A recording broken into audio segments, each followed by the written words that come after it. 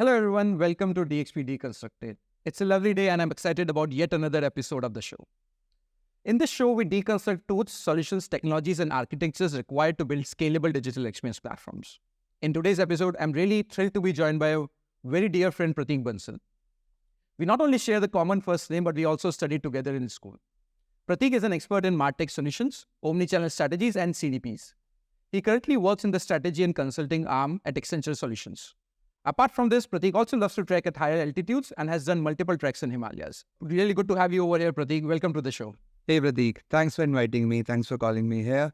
Thrilled to be here and looking forward to have a great chat. Awesome, man. I'm looking forward to it as well. So before we get started, let me start by asking this to you.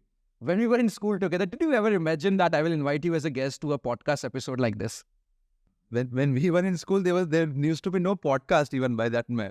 I would say. I mean, what was there? We used to. I mean, I remember our school days were like we even got cell phones even after college. I mean, that was the time we used to, and our whole interaction used to be on those landline phones and calling each other, throughout the day. So yeah, the times have changed quite a bit. Yeah, so can't even imagine this kind of anything in those times.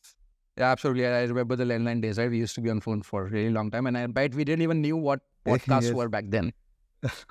Yeah, Correct. cool. Okay, so I guess let's let's kick off.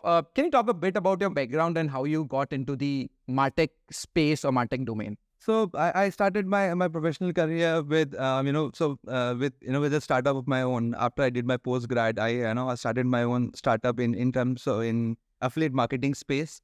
So that's where the idea was doing some affiliate marketing for big brands and getting the money.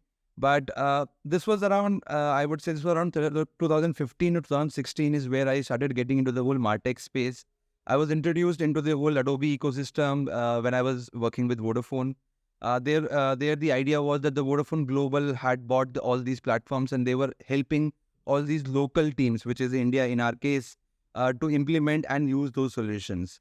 So that is where I started getting an understanding of what MarTech is, what it does. And I was primarily working in the product management space, but as you would know, product management, the immediate next step for any product manager to help them grow, to help them marketeer is the use of MarTech solution.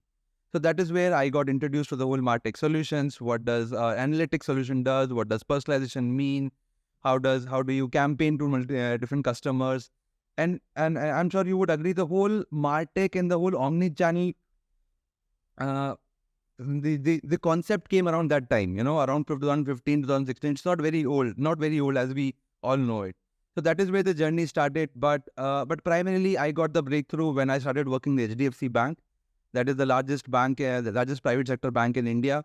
And I got the opportunity to manage the complete MarTech stack for the bank, which means, and when I started, and when we started the journey, there was no MarTech stack. There was, basic an analytics tool and a basic campaign being done through SMTP servers directly.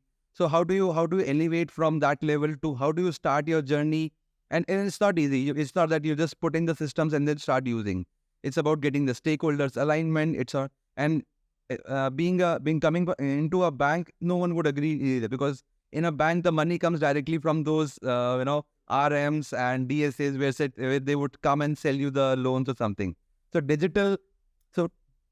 teaching the digital first, then teaching them the MarTech. So that's where the journey was very critical and very inspiring for me to start with. And that's where we started with educating the internal stakeholders about what MarTech can do, how do they move towards the digital journeys, what MarTech can help them achieve. And that's where I think I worked with HDFC for about 4 year almost, but the journey has been quite exhilarating, quite interesting for me. And that's where we are. I mean, today we are working with Accenture Consulting. We are supporting clients. We are advising clients on what should be their next MarTech strategy, how should they go about implementation, what comes before, what comes of value realization. So a lot of stuff is being happening. As you know, there are multiple. When I started, the MarTech was very small, but today when we talk about it, it has grown to a very huge level. So that's where, and a lot of interesting things to do now. So that's been my journey so far. No, indeed. I mean, I think things have changed a lot in the past decade or so, right? From like simple analytical tool to like now these MarTech hyper personalization, which enables hyper personalization based on the data and all sort of the things, right? So I know you already mentioned a bit about the HDFC, right? And rightly mentioned, right? I mean, I think Yeah. HDFC is India's largest private sector bank, I believe, and then also world's fifth largest bank by market cap. So, and you played a pivotal role in defining their digital journey in your time span of like 4 to 5 years when you were there at the HDFC in your previous job. Can you provide an overview of your role in defining this digital journey for the HDFC Bank, and also what were some of the major goals or objectives that you were trying to achieve? So, I wouldn't say, in defining the digital journey, I was focusing more on defining the MarTech journeys. See, that's where the bank, and I remember I had joined the bank back in 2018. The bank had already taken a step towards digitizing the bank. So when I say digitizing the bank, that means shifting the revenues bit by bit. Obviously, the size of the bank being so huge, it cannot happen for a huge count. But a bit by bit, the idea was to move the bank from a typical brick and mortar model to a more digital journeys. When I say digital journeys, allowing the customer to take the loan on their own without any human assistance. That is the whole the banking industry is moving towards, with to reduce the cost, to reduce the human intervention by providing a superlative customer experience. So the bank had already decided to move towards those journeys.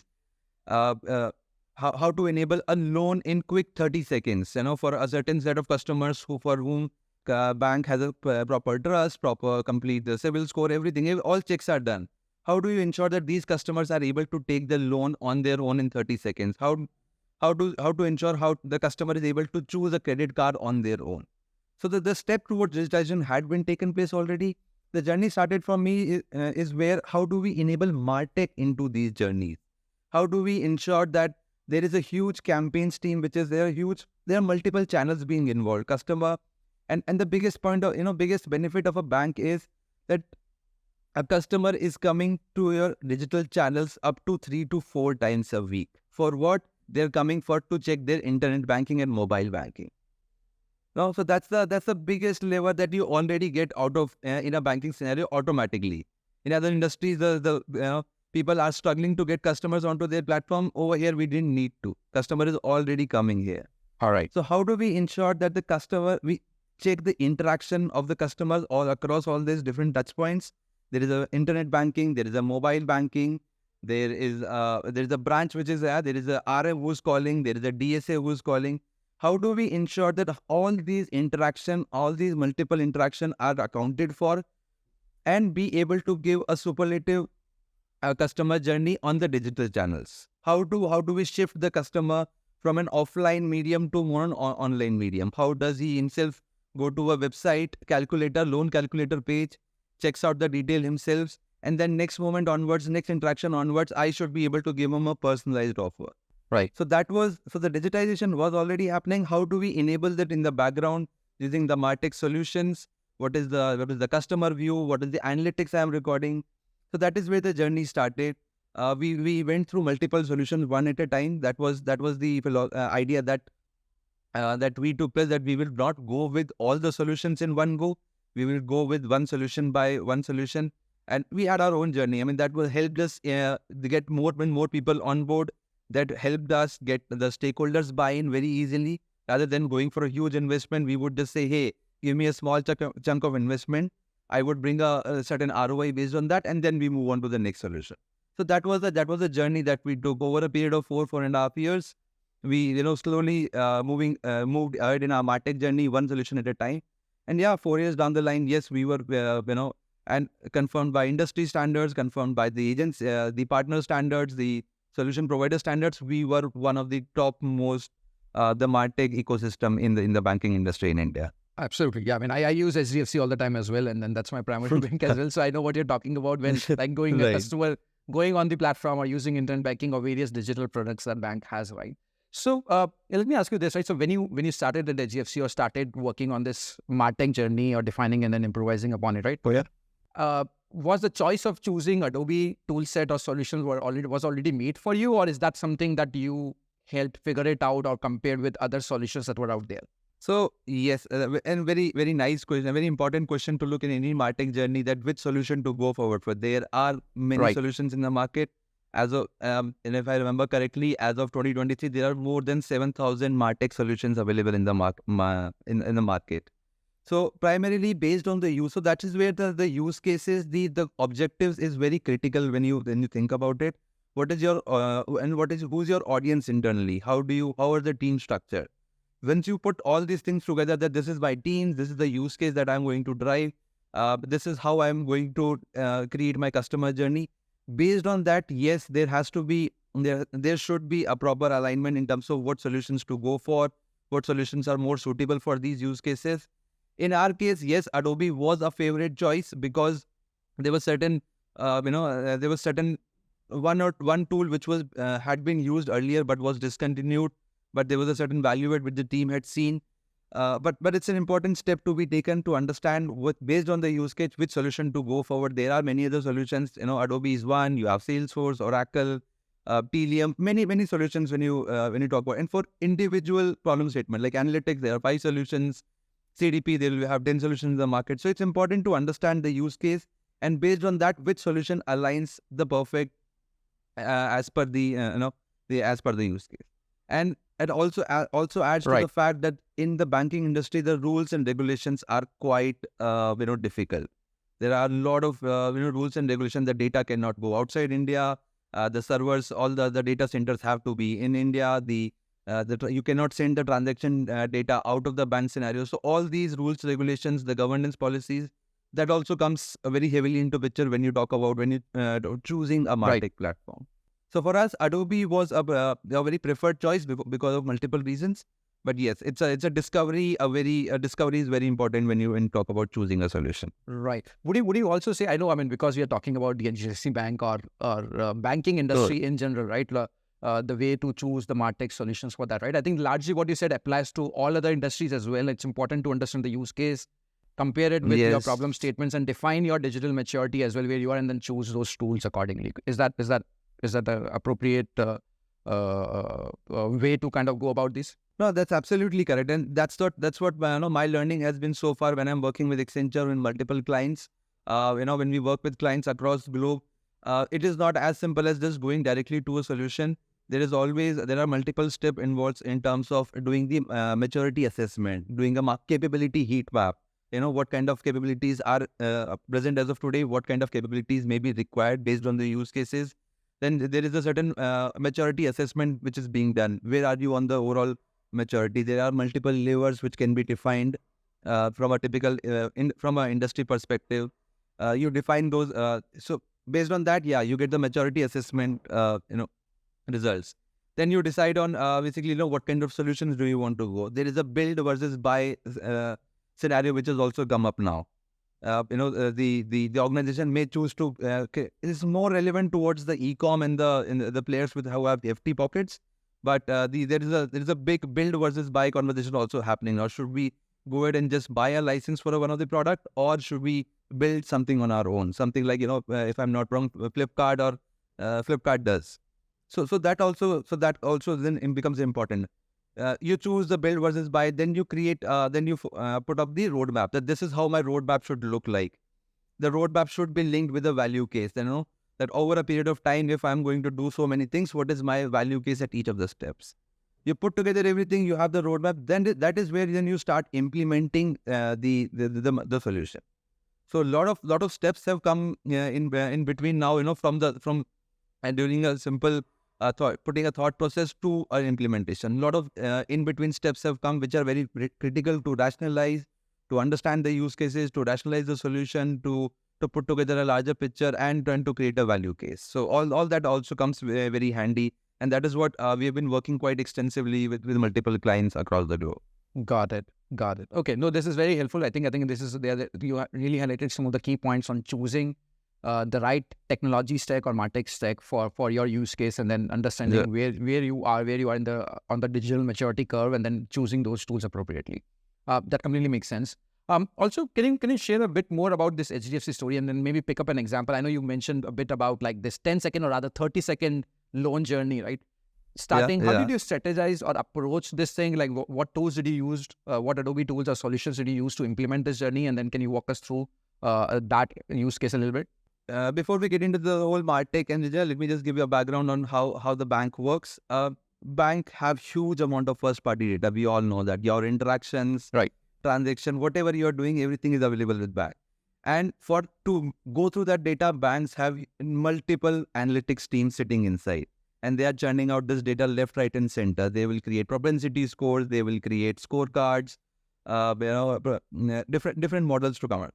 So within bank, bank has already, and this is not today. This has been going on for 5, 10, 20 years, 5, 10, 15 years. That bank are creating a certain scorecard which say that, hey, this top 1% of my customer are my most loyal, most diligent customers. I can give them a loan in a very straightforward 30 seconds. I don't need any documentation.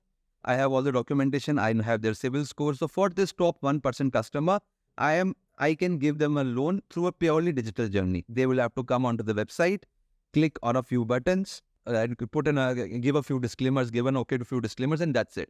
The money will be disbursed in their savings account within 30 seconds. Okay, so that is the most ideal digital journey which comes up. So the idea was, so when the digitization started, the idea was, earlier the same step was being done by an agent in front of the customer. Sir, can you give me your OTP? I'll put in your OTP. Sir, look at this step. Are you okay? Next. Are you look at this steps? Okay. And at the end of 5 steps, the agent was just doing those clicks, nothing else. No value add was being done. So idea was, how do we move these customers to doing it in a self-service mode? The idea will be to save the cost of that DSA agent which the bank has to pay, whatever, Right. 500,000 rupees per loan disbursement, that gets saved, and the customer is able to do it all the journey from himself. So when this journey started, we started looking at the analytics piece of it. We started with very first with the analytics, that what is required, what is happening in this journey to understand where is the dropping points happening. So based on the understanding, we said, hey, we need to do better campaigning. We need to engage with our customers on our website, on our mobile app, because these are customers, our existing customers.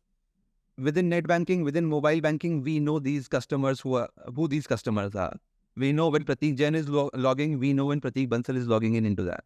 So how do we show a personalized communication to that customer at that point? That's where the journey started with the personalization tool. We got the personalization tool Adobe Target into the picture. That gave us an entry point that customers were at least starting to get into that journey. They were saying, hey, what is this offer about? Can I go and check it? I may not submit it because there are multiple steps. I'll think twice about that. But let me just go into the journey and see what's happening. And we saw that a lot of customers were interested because they were giving an interstitial, they were giving an exit pop-up, as you would know, to block their journey and to give them a feel of, hey, what's in store for you? What's in store for you? So we started with those nudges, with those personalization journeys. Customers started getting into those journeys. We saw that. And there was a certain interest. Obviously, very small percentage of customers, for example, if 100 customers were getting into the journey, they were like, maybe 2 or 3 were just completing it. The rest were dropping off, some of them in middle. How did we get that insight? We got that by analytics. Analytics told us that, hey, you are getting those customers in the journey, but they are dropping off in the journey somewhere on the middle. We deep dive into those journeys. We saw, hey, there is a certain problem with the underlying platform of the journeys, the platform on which the journeys are built. The buttons are not clicking properly. The web view is the mobile view is not very customer friendly. The pages are not moving forward. That's where the idea was that, hey, why can we move to a more customer friendly, more marketeer friendly platform? That's where the AEM comes into picture. AEM has that flexibility, the power to create powerful journey by just plug and play the APIs that are available. So we had the banking APIs available with us. We just plugged and play them into the AEM forms, and voila, there is a beautiful 5-step journey, very mobile friendly, and being able to track at every point, because it's obviously there is a native integration with analytics. We were able to maintain those journeys and understand those journeys at each and every point. We got the journeys done. Yes, there is an incoming. We were already figured out the incoming traffic, how to push more traffic into the journeys. We had the analytics set up. We were at the journeys. Yes, the business grew, and I'll talk about the business numbers in a while. Next challenge that we Sure. saw was now not a challenge, but the idea is how do we remarket these customers in real time? We've got the customers coming in, they are doing a certain steps, but obviously there will be drop-offs.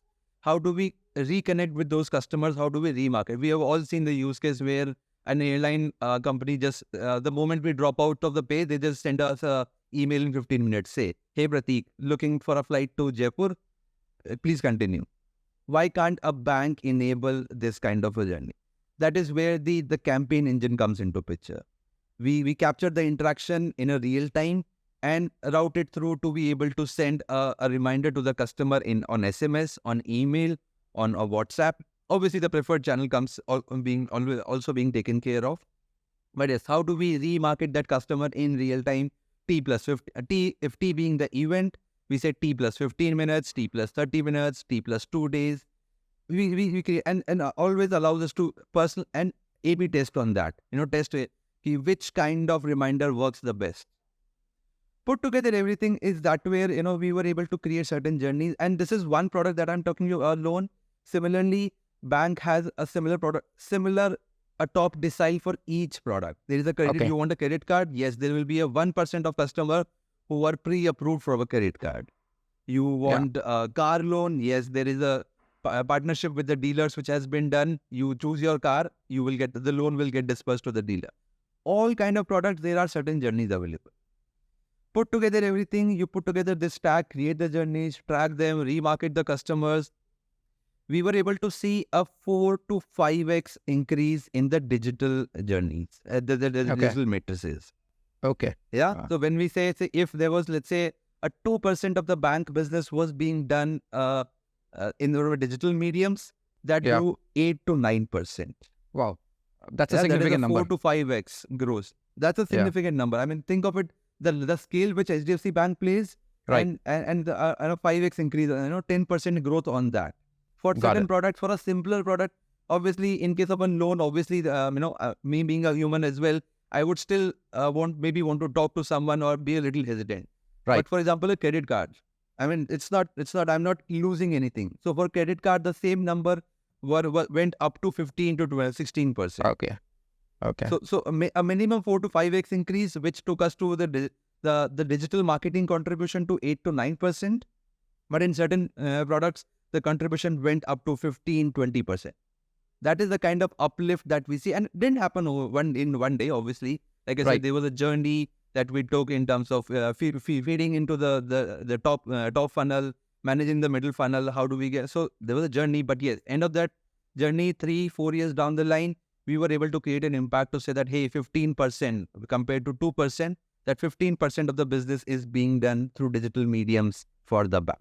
Got it. No, that's actually huge. So that is the kind of impact. Yeah, no, and then the way you talk about it, right? I mean, obviously starting with the data, making sure that the data is there, and bank already had it. And you didn't have to worry about customers coming in, at least to an extent. Obviously, you always want more customers to come and use your digital products in general. But then from there, you started using, I guess, Adobe Analytics and then Adobe Target to have those targeted campaigns for those particular users.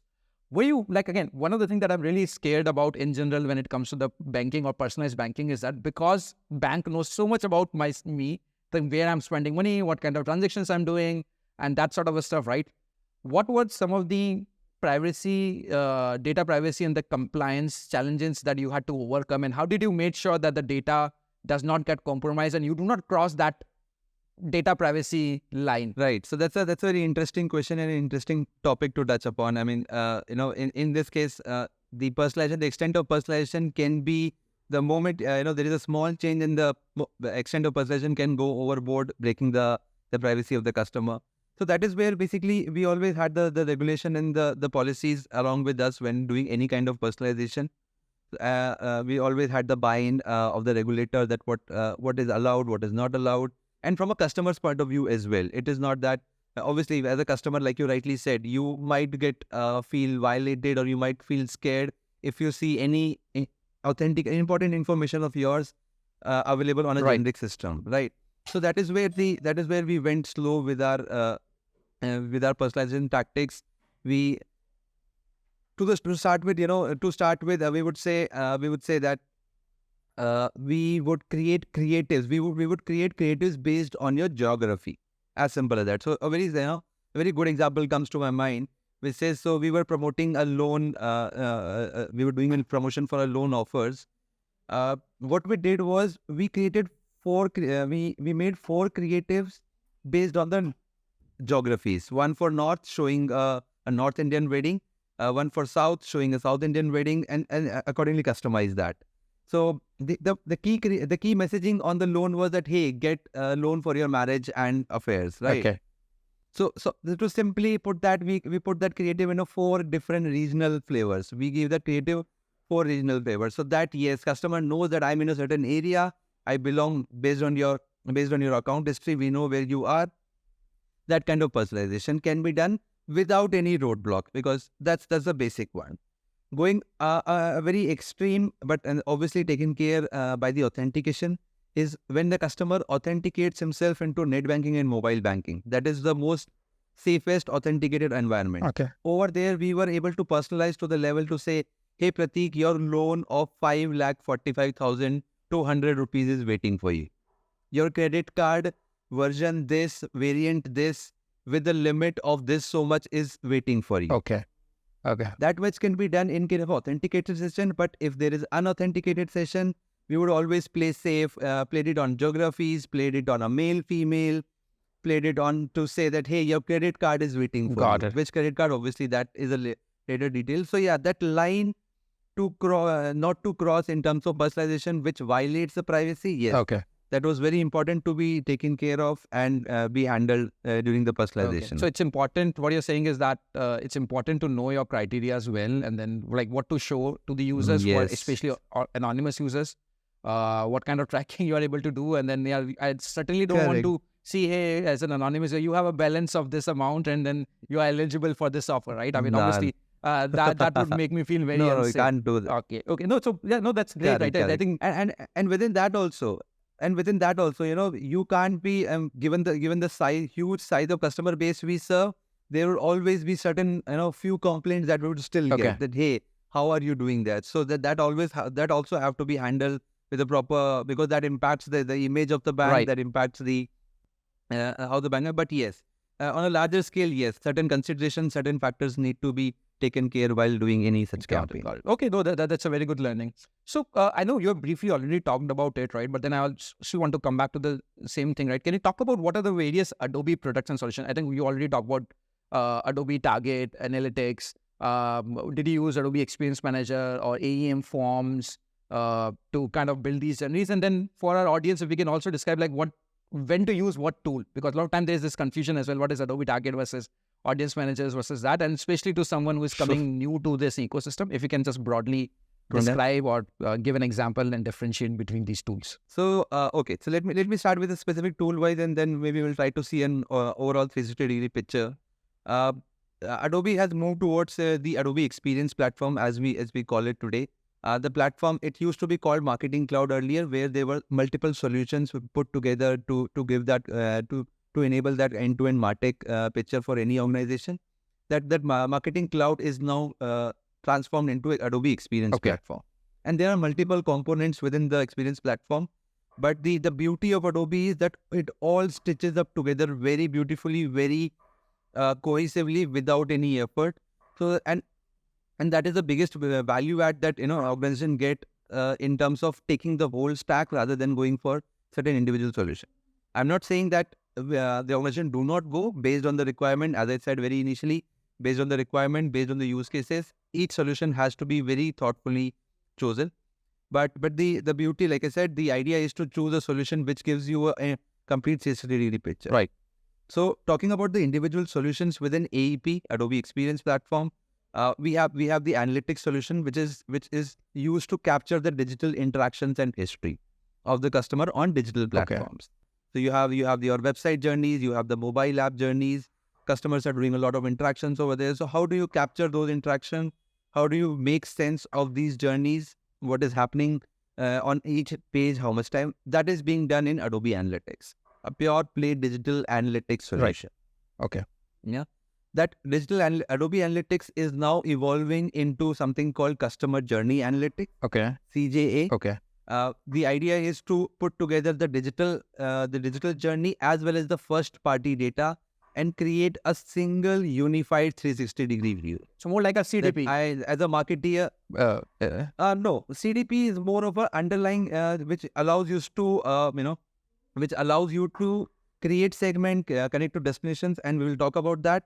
The analytics CJ is purely an analytics solution for us you to see the dashboard. Okay. So earlier, when you're for example, if a marketeer's funnel used to be from landing onto the page till the website conversion, now that funnel can be extended towards who the customer type is, what is my addressable audience, which could be my complete bank base, what is the segment, what is the base that I am targeting to, how many customer did I target to, Okay. and I break it down by different customer type, category type, all of that with the help of first party data, which is coming into this solution. Okay.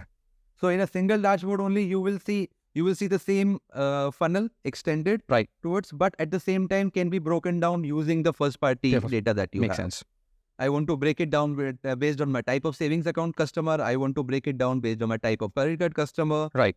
Break it down based on what kind of balances do they have. So that adding that first party flavor into that funnel, into that analytics is what CJ is coming towards. Got it. Okay. Yeah. So that's an to create that customer journey as customer journey. Then we have the personalization campaign and personalization tools it's called. So when you say campaign, there is Adobe Campaign, which is again a great solution to campaign to customers across multiple channels. You have SMS, email, mobile app, WhatsApp, and there are multiple the custom connectors also which you can connect. You want to send this information to your offline channels? Yes, that can also be done. Okay. Like your CRM or our relationship manager, that can also be sent. Right. So that is the Adobe Campaign. Adobe Campaign is now evolving towards Adobe Journey Optimizer, AJO. Okay. Basically, the idea is that rather than setting up campaigns in a standalone manner, the AJO allows you to create a customer journey that start from point A. If interaction X happens, take this journey. Interaction Y happens, take Y journey. At each point, you can define what interaction to place, what campaign to send, so that you can create a complete campaign journey in one go. It's like a blank dashboard and say a blank paper and say that create a flowchart, and for each point in the flowchart, for each decision point in the flowchart, you can define what as a marketer you want the customer to be. That gives a lot of flexibility, right? I mean, so at each point, depending on the user behavior. That gives a lot of flexibility. Okay. Yes. And you can play around with that. Married with the analytics solution that we talk about, it will tell you that at each point you are doing two things are not working. Why not try the third point? Okay. Got it. Okay. That makes sense. So that kind of flexibility, that kind of intuitiveness, that kind of free hand is what marketeers are getting now with these kind of solutions. Rather than waiting for a report to come later and then create it allows you to create campaigns on the go. It allows you to play around with the campaigns. That kind of flexibility. And is it also real-time data? So, for example, when you are in the journey, you're running a campaign. It is. Okay. So on the go, I can actually go and modify these campaigns based on what's working. And you can correct. Yes. You can create real-time triggers. You can create batch triggers. Whatever kind of information you can create, delete triggers, whatever you want to create as per marketer. Right. And with the help of learning. The idea is obviously you start with a certain hypothesis and then you keep on evolving on a day-to-day basis. Makes sense. Yeah. So that flexibility, that power to marketeer is what is the value add which is coming up in these solutions. Got it. No, obviously, right? I mean, as you kind of rightly said, right? I mean, defining these journeys, you start with the hypothesis and then you will never know what's the one thing that works. And then things keeps on evolving as well over the period of time, the target audience and all, right? So having this flexibility where you can not only feed the real-time data, but then also you are able to modify this campaign on the go, gives a lot of power to the marketeers in general, and be able to experiment, learn, and then test it out again, and then keep feeding to your strategy. Experiment based on the product, based on the campaign. You know that there is a specific Diwali campaign you're doing. You want to do in a certain manner. Do it in a separate way. There is a day-to-day BAU campaign, business as usual campaign. Personal loan will have a separate journey. Credit card will have a separate journey. All those kind of different complexities can be handled very easily into the platform. Got it. Because the data. That's Adobe Campaign. Within the campaign, there is Adobe Target also. It's a separate solution purely used for personalization and optimization on the digital channels. Okay. So you got your website, you got app. Right. How do you want to personalize? It allows you to personalize the experience on these platforms. Okay. Gone are the days where you have a static website, static pages, components on a single page. Each and every element of the page can be used to personalize based on the customer. Okay. And the world is moving towards personalization to the power of one. Right. That idea is that for each and every customer, yes, obviously all those privacies and guidelines will have to be thought through. But yes, the idea is to personalize the experience for each and every individual customer. No, I already see it. I mean, I think when you visit, like I said, I mean, I use HDFC and that's my primary bank as well. Yeah. So when you go to hdfc.com or rather hdfcbank.com, right? I mean, that is where I'm able to see the some of the personalized offers, and then sometimes they are very, very relevant to us, or most of the time they are very relevant to me in general. Okay. Correct. So that is the idea. How do I pitch you? And because, like I said, there is a huge amount of data. The data analytics is already churning up a lot of models, sort of done data for us.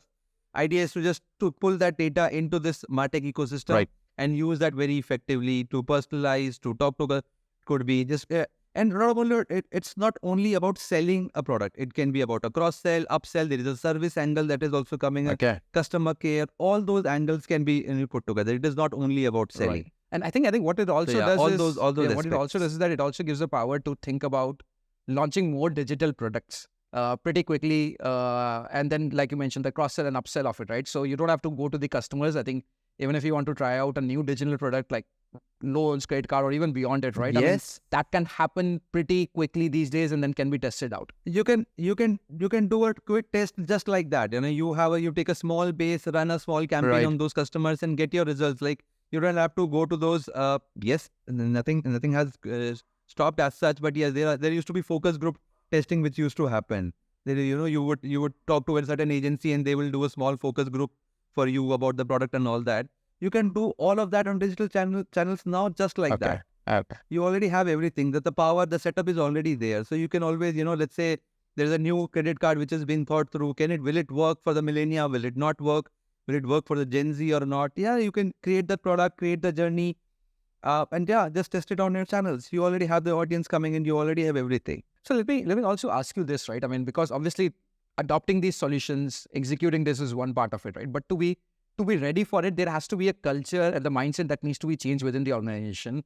How to adopt these data-driven products, paying attention to it. And I'm not only talking about the banking industry, but in general, right? Any organization who wants to adopt or go through this journey, what sort of a mindset they should have so that they are on the right path to enable their digital journey for their customers. Right. And that's a very critical point that you have raised, Prateek. Yes, solutions are available. The organizations, they do have a lot of money to always buy. Right. But how do you make sense out of these solutions? How do you change your thought process to your mindset to say that all my decisions, all my next steps will be based on the data that is available? So that is where the world is moving towards data-driven marketing, or let's say a data-driven operating model, TDOM as we call it. The mindset, first of all, has to come from top-down. And that is the biggest, I would say, benefit we had in our case. That right from our CEO, right from our CMO, the idea was very clear that yes, if when the solution has been taken, each and every decision has to be based on data. Okay. Yes, you start with a hypothesis. Immediately 7 days down the line, you will start having the data. So if you're making a certain change in your campaign strategy, what is the rationale behind it? Where is the data that is supporting that? What are the tests that you had done to support this change? Got it. So that has to come from top down. And with the top down, you need to ensure that the whole, like I said, data-driven operating model means each and every team member should be well-versed with how to interpret the data, how to use that data, and how to effectively convert that data into insights for your next round of campaigns, for your next round of communication. And it's not for any campaign manager that this data-driven methodology is critical for each and every part of marketing. Okay. For example, it's not only let's say a campaign manager who's sending out a campaign. It is also important for a brand manager. He wants to understand which of my creatives are working. What is the messaging that is working? How many creatives do I need to produce? Which of my creative is giving better returns? So that's a brand manager. That's a brand and communications manager. becomes important for that person also to understand the data. Got it. For the core analytics guy, yes, they had been using the first party data for the CRM data for ages. Why not use the digital interaction data into their modeling? Okay.